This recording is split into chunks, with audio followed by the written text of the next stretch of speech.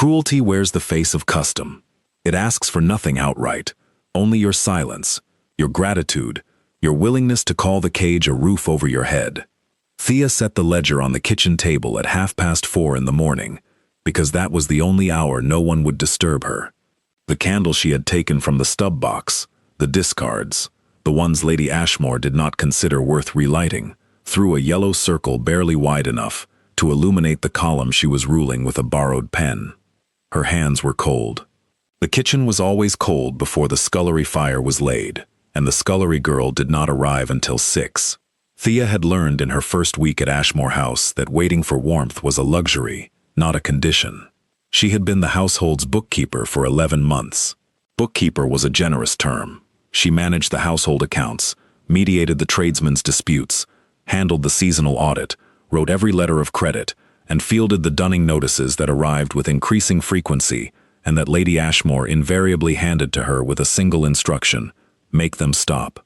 Thea made them stop. She did not ask what the money had been spent on. She had seen enough of the receipts to know. Lady Ashmore was not poor. Lady Ashmore was reckless, which is a different thing entirely, and a far more expensive condition. The dressmaker's bills alone were enough to make Thea's chest tighten. The jeweler's invoices she had stopped examining line by line, because the total figures gave her a sensation behind her sternum that she could not afford to entertain. She had come to Ashmore House after her father's death.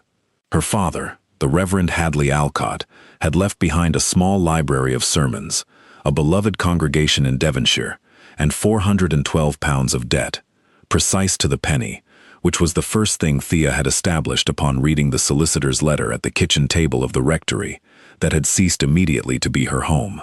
She had not wept reading it. She had not wept at the funeral. Grief, she had discovered, was a thing you stored in a high, cold place inside yourself, where it would keep without spoiling you, and you retrieved it only in the dark, in installments you could manage. Lady Ashmore had advertised for a woman of figures. Thea had answered. She had a reference from the Devonshire solicitor, who had overseen her father's modest parish accounts for a decade, most of that oversight being Thea's own work attributed, as custom required, to a gentleman's name. She did not mention this at the interview. She mentioned only that she could audit a quarterly ledger, identify discrepancies to within sixpence, and draft creditor correspondence that struck the correct balance between firmness and deference. Lady Ashmore had hired her at £38 per annum, which was £12 less than Thea had been told to expect, and £18 less than she required to service her father's debt at anything approaching a civilized rate. She had accepted. There had been no other offer. The dunning notice she was composing at 4:30 was addressed to a wool merchant named Grover, who had been owed £67 since the previous spring. He had sent 4 letters. This would be her 5th reply, progressively less apologetic and more legal in its language. She knew the form by now. She could write the formulaic portions without looking at the page. She was midway through the second paragraph when the door opened. Not the kitchen door, the front door. She heard it from the kitchen, because Ashmore House was not as large as Lady Ashmore's pretensions suggested, and because the entrance hall had marble floors that made every footstep a pronouncement. More than one footstep. Then voices. Male voices, low and quick, the kind of voices that belong to people who have come a distance and arrived without sleeping and are not interested in ceremony. Then Lady Ashmore's voice, 3 floors up, in a register Thea had never heard from her before, high and thin and frightened. Thea capped the ink, set the pen aside, and went to the door of the kitchen. The man standing in the entrance hall was not a tradesman. He wore a traveling coat that was dark with road dust but cut by someone who had charged a fortune for the privilege. He was tall enough that the hall, which Lady Ashmore's architect had designed to be imposing, seemed merely adequate around him. He had not removed his hat. He was looking at a piece of paper that one of his 2 companions, who stood slightly behind him, had produced from a leather case. "Evander," Lady Ashmore said from the stair landing. She had thrown a silk wrapper around herself. Her hair was unpinned. Thea had never seen her unpinned. "What on earth gives you the right to arrive at this hour?" "The deed," the man said. He did not raise his voice. He did not look up from the paper. "Your late husband's deed, co-signed by the Hartwell estate. The debt fell due at quarter day. It is now 5 days past quarter day." Lady Ashmore made a sound that was not quite a word. Evander, and that was who he was. Thea understood it now, the name landing with the specific gravity of a name she had seen on the Ashmore ledger in multiple columns, in multiple capacities, as creditor and as co-signatory, and as the single figure to whom the largest consolidated debt was owed, folded the paper with one clean crease, and handed it back without looking at his companion. "I will need your household accounts," he said. "All of them. Everything from the past 18 months. The silence lasted 4 seconds. Thea counted them. "My bookkeeper," Lady Ashmore began. "Fetch her." Thea stepped out of the kitchen doorway. "I am here," she said. He turned. The Duke of Hartwell. She had not known until this moment what Evander looked like, because dukes, in her experience, existed in ledger columns and were otherwise theoretical. Turned and looked at her, and she registered several things in the space of a breath. He was perhaps 37. He had gray eyes of an unusual quality, not cold so much as measuring. He looked at her the way she looked at a column of figures, completely, without sentiment, interested only in what was true. "You keep the accounts," he said. It was not a question. "Yes." "How long?" 11 months.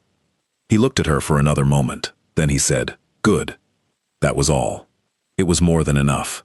Lady Ashmore descended 3 stairs. "Your Grace, I hardly think." "The dining room," the Duke said, still looking at Thea. "If there's a table large enough."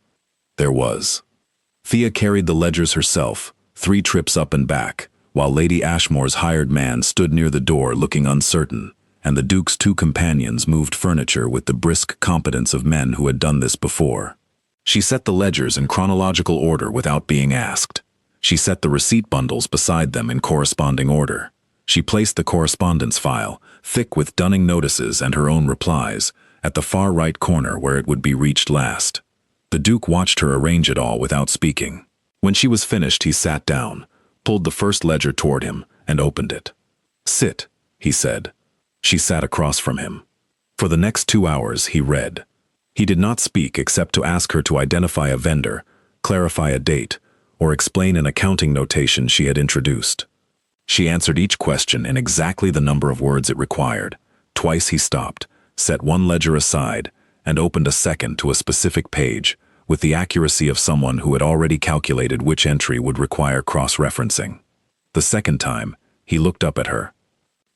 "You knew about the diversion," he said. She did not ask which one.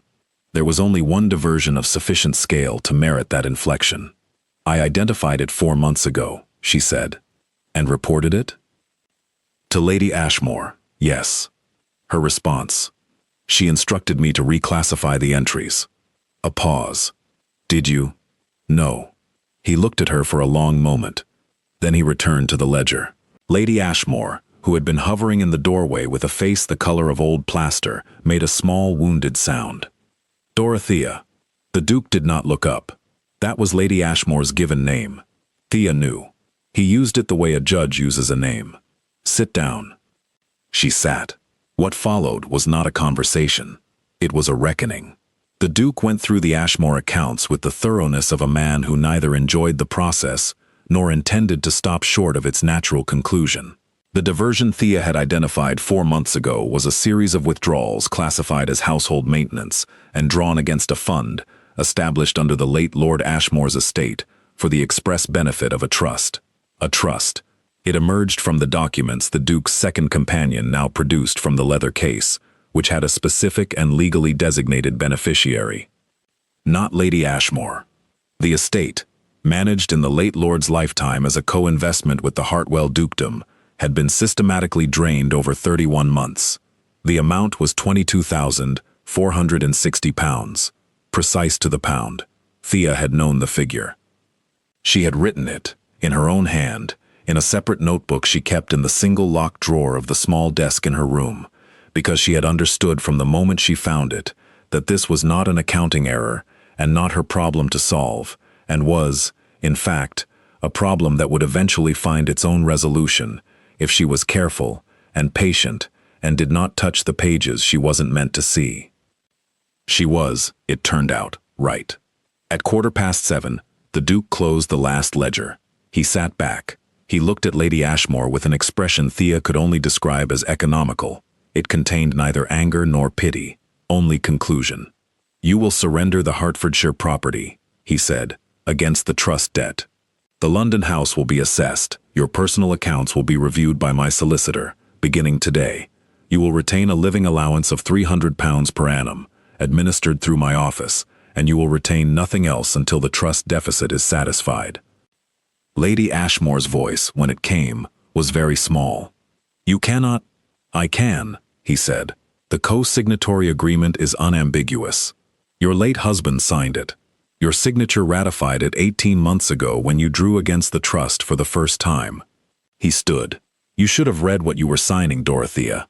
He picked up his hat from the chair where he had placed it 7 hours ago and walked to the door. He paused. He did not look at Lady Ashmore. He did not look at his companions. He looked at Thea.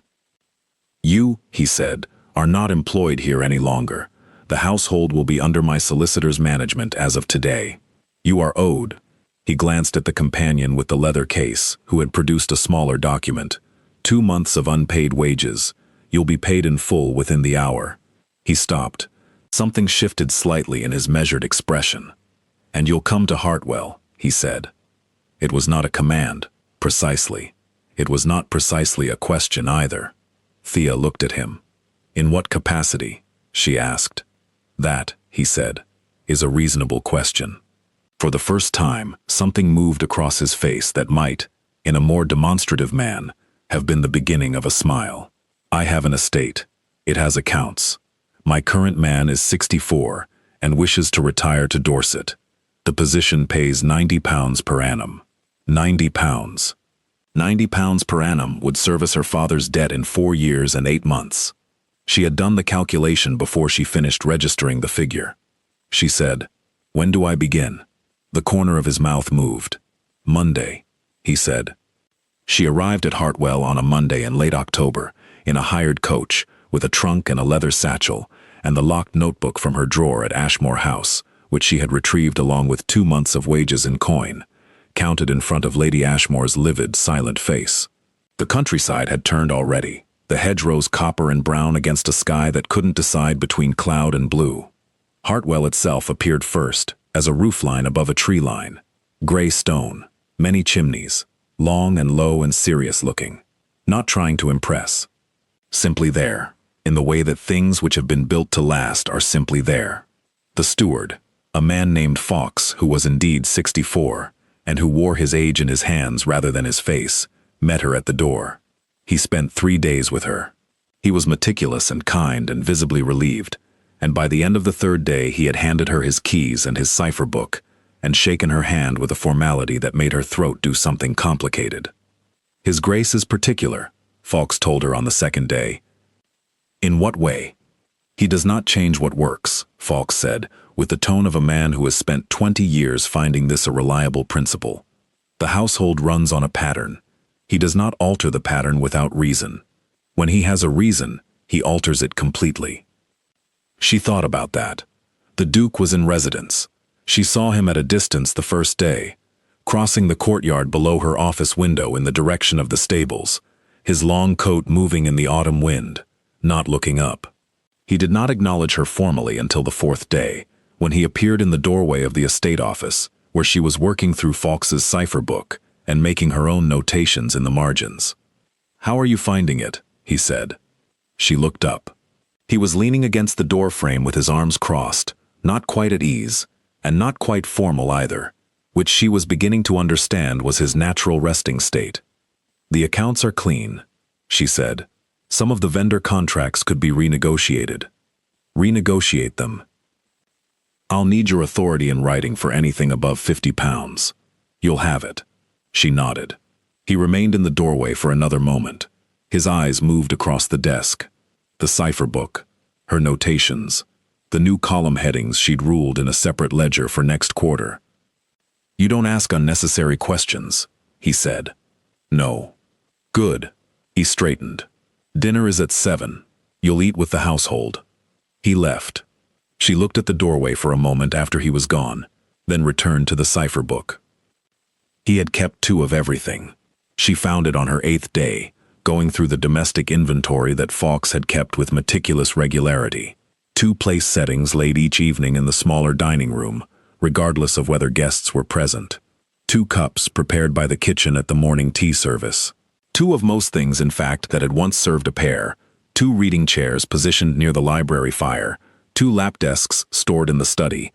2 pairs of riding gloves in the mudroom rack, though the second pair was a woman's size and had not, by the evidence of their pristine condition, been worn in some years. She understood, because she had read the estate histories as part of her intake, that the Duchess of Hartwell had died 3 years ago. February. A fever that moved very fast. She had been 29. Thea set the inventory page down and sat for a moment with her hands in her lap. She did not name what she felt. She stored it in the high, cold place. But the teacups were warm.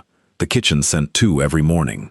She had assumed it was the household's routine, a formality, a preparation for a guest who might at any moment arrive. It was only when she mentioned it to the kitchen's head woman, Mrs. Dace, in the context of reviewing the weekly provisions list, that Mrs. Dace looked at her with an expression that contained 3 distinct emotions and said, "His Grace asked that a second cup be sent to the estate office. Beginning the week you arrived, miss." The week she arrived, not before.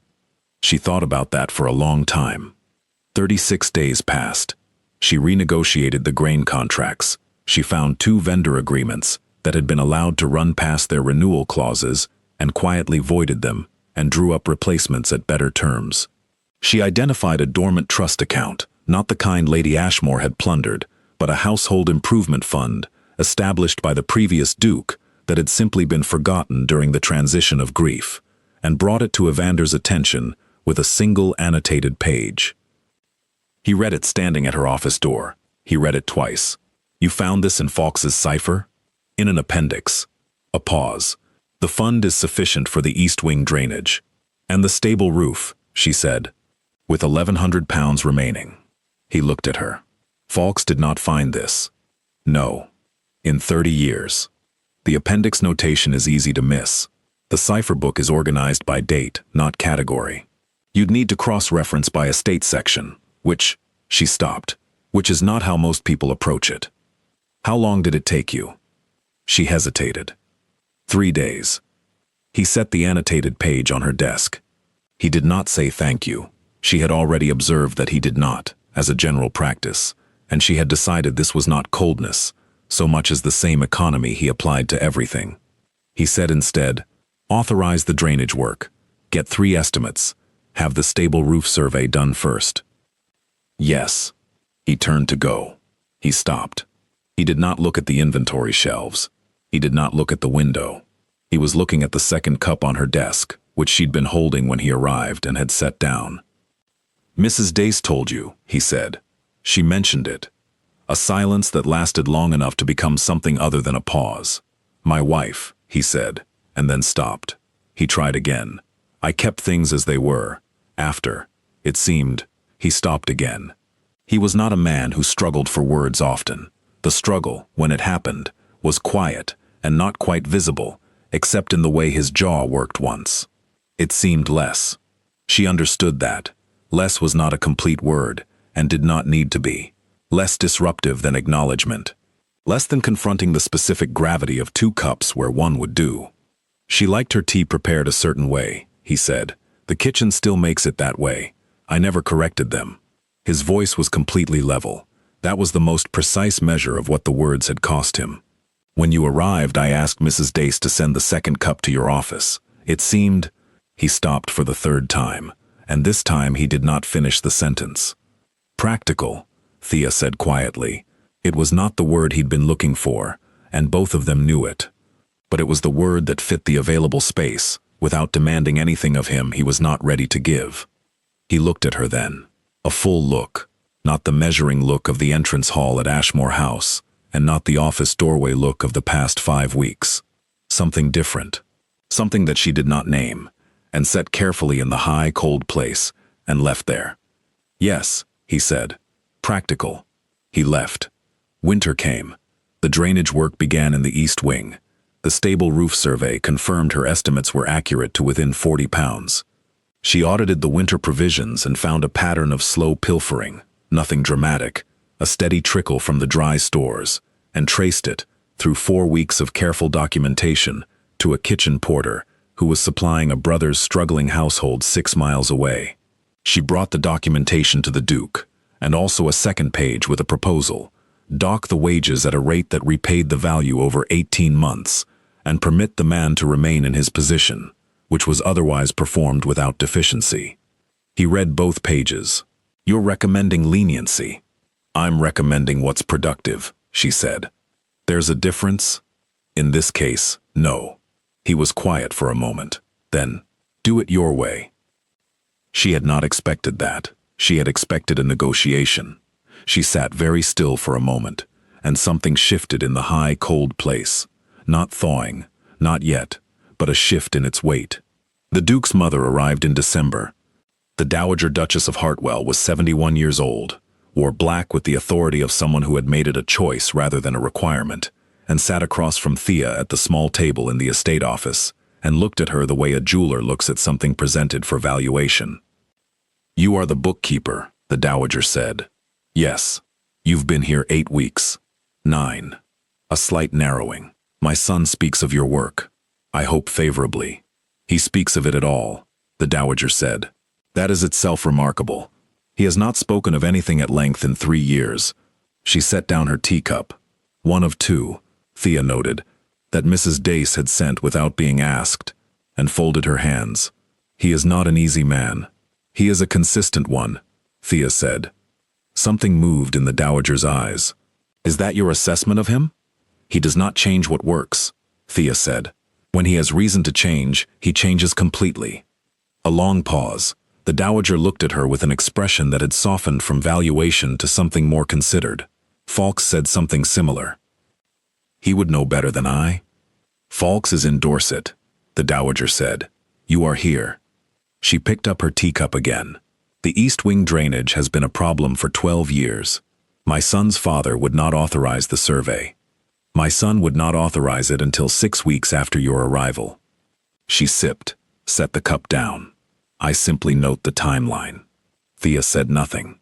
"I am not interfering," the Dowager said, with the tone of a woman who does not consider observation to be interference. "I am noting." She stayed for a fortnight. Each evening she dined with Evander at the long table that Thea had persuaded the household to use for family meals. She'd found, in the inventory, that the smaller room's table had a warp in the central board that would eventually crack, and suggested migration to the formal room, which was not as formal once the second set of candelabra were removed and the fire was properly laid, a suggestion Evander had authorized with a brevity that she now recognized as his version of enthusiasm. Each evening the Dowager watched her son with an attention she did not trouble to conceal. Each evening Evander appeared not to notice, which Thea suspected meant he noticed entirely. On the last evening before the Dowager's departure, she called Thea to the blue sitting room and offered her tea, and said without preliminary, "He needs a reason to stop keeping 2 of everything." Thea looked at the fire. "He will find one, when he is ready. And if the reason is standing in front of him and does not tell him so, then," Thea said carefully, "perhaps the reason has its own grief to resolve before it is equipped to be won." The Dowager looked at her for a long moment. "Your father," she said. Thea's head came up slightly. He mentioned only that you came from Devonshire and had serviced a household debt at Ashmore House. I read the Devonshire Solicitor's Register." The Dowager folded her hands. "I read a great many things. The Reverend Alcott was known to me by reputation. He was a good man. I am sorry." There it was. Thea sat with it. She felt the high, cold place shift again, more significantly than it had in months. The weight of it moved, and she felt the specific sensation of grief improperly stored, not spoiling as she had feared, but pressing against the container she'd built for it, with 11 months of ledgers and dunning notices and careful silence. She did not weep. She sat very still, and the Dowager had the grace not to speak, and after a moment the weight settled again, differently arranged. Not gone, but differently arranged. "Thank you," Thea said. "You are very competent and very self-sufficient," the Dowager said, with a gentleness that made the words sound like what they were, which was an observation rather than a criticism. He is the same. Two of those things in a house together are either perfectly matched or a quiet disaster. She rose. I expect you'll determine which. The dowager left the next morning. The house settled back into its winter rhythm. The drainage work moved indoors and became a matter of routing pipes through the East Wing corridor, which generated 3 weeks of organized noise that the Duke bore with visible but contained patience. Thea submitted the December accounts on the 1st of January, a week ahead of schedule. He sent the notation back with a single line in his own hand at the bottom. Correct the December 14 vendor ledger. The timber figure has a transposition. She looked at it for a long time, because he was right, and because she had not made a transposition error in 11 months, and had made this one on the 14th of December, which was, she noted when she checked her own private calendar, the date she had sat in the blue sitting room with the dowager and felt the grief shift. She went to his study to acknowledge the correction. He was at his desk. The fire was high. He had 2 books open and a glass of brandy at his elbow, and he looked up when she came in, and for a moment neither of them spoke. She said, "The transposition was mine. I'll correct it." "I know it was yours," he said. "That's not why I wanted you to come." She stilled. He was looking at her with the measuring look, except it was not. She understood it now as something different from measuring, as something that had been measurement once and had become, without his quite deciding it, something else entirely. "I've been thinking," he said, "about what Fawkes told me when he left." "What did he say?" "He said I should stop keeping 2 of everything and start keeping 1 of the right things." He said it very flatly, which in him was the equivalent of saying it with great difficulty. I dismissed it. It seemed sentimental. Thea stood very still. "It is sentimental," he said. "I am not a sentimental man. I know. And yet." He stopped. He looked at the fire for a moment, then back at her. "And yet, I find I am not indifferent. To the accounts, to the drainage, to the fact that you found a dormant trust in 3 days, that no one located in 30 years, to the porter." A pause. To the second cup. She could hear her own heartbeat. She was not a sentimental woman, and she had not been for 11 months, and perhaps longer. And she felt it now as a specific absence. The capacity for sentiment, stored in the same high cold place as the grief, the 2 of them keeping each other company all this time. "I am not looking for gratitude," she said. Her voice was level. "And I am not in need of rescue." "No," he said. "I know that." "If you are proposing something," she said, "I need to know what it is. In plain language." He looked at her for a long moment. "I am proposing," he said, "that we stop keeping 2 of everything separately. That we keep 1 of things together. That Hartwell." He stopped. He was not a man who made speeches, and he clearly was not going to make one now. He said, "I am asking you to stay, not as the bookkeeper." "As what?" "As my equal," he said, "in the management of this estate. In the management of everything else." He held her gaze. "As my wife, if you will have me." The fire made its sounds. Somewhere deep in the East Wing, the drainage pipes made a settling noise, which struck her, in the particular clarity of the moment, as entirely appropriate. She thought about the dunning notices, the ledgers laid out at 5 in the morning by candlelight, the 412 pounds of her father's debt, which at 90 pounds per annum would have been clear in 4 years and 8 months, which was now its own kind of mathematics, recalculated. She thought about 2 cups, both warm, and a man who had not been ready to acknowledge what that meant until he was. She thought about the high, cold place, and the weight in it, and how differently it was arranged now than it had been a month ago, a year ago. It was still there. It would always be there. Grief does not vacate. It only becomes a different shape of a thing you carry. But it was lighter than it had been, and it was not so cold. "Yes," she said, "on the condition that it is, in fact, equal. The accounts are mine." He stood up from the desk. He was always tall. She had registered this the first moment in the entrance hall at Ashmore House. But there was a difference now in how he moved toward her. Not the purposeful efficiency of a man settling a financial matter, something slower and more deliberate. "The accounts," he said, "have always been yours." He stopped directly in front of her. He raised one hand and touched her jaw, very lightly, with the backs of his fingers, the gesture of a man who is precise by nature and is being very precise now about what this costs him and what he is offering and what he wants in return. She reached up and covered his hand with hers. He closed his eyes briefly, then he opened them and looked at her in the way he had never quite looked at anyone in this house, with an expression that was not measuring and not economical and not the careful blankness of a man who has been managing loss for 3 years. It was open. It was, she realized, the first time she had seen him open. It was a little frightening and entirely worth it. The East Wing will be finished by March, she said, because she needed to say something sensible.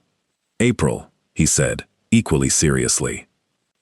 March, the pipe work is on schedule. April, he said, and the corner of his mouth moved in the way that was she had known for some weeks now, as close to a smile as he generally got, and she discovered that it was enough. It was more than enough. He bent his head and kissed her, once, quietly, and then stayed near, his forehead almost touching hers, the fire warm at their backs, and neither of them spoke for a long moment. In the morning, Mrs. Dace sent 3 cups to the estate office before catching herself and retrieving the third, a mistake she would cheerfully tell the understairs household about for the next 40 years.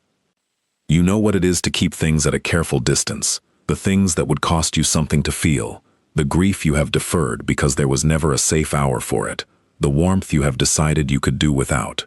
You know the precise temperature of that particular discipline, and perhaps you have wondered, the way Thea wondered in her coldest hours, whether the high, cold place is protection or just another kind of diminishment. It is not a weakness to let the weight shift. It is not defeat to let the second cup be warm for someone other than absence. Some things are kept in twos because loss demands it, and some things are kept in twos because they are waiting, with the patience of old stone and good drainage, and a cipher book with the right answer buried in the appendix, for the person who knows how to read them.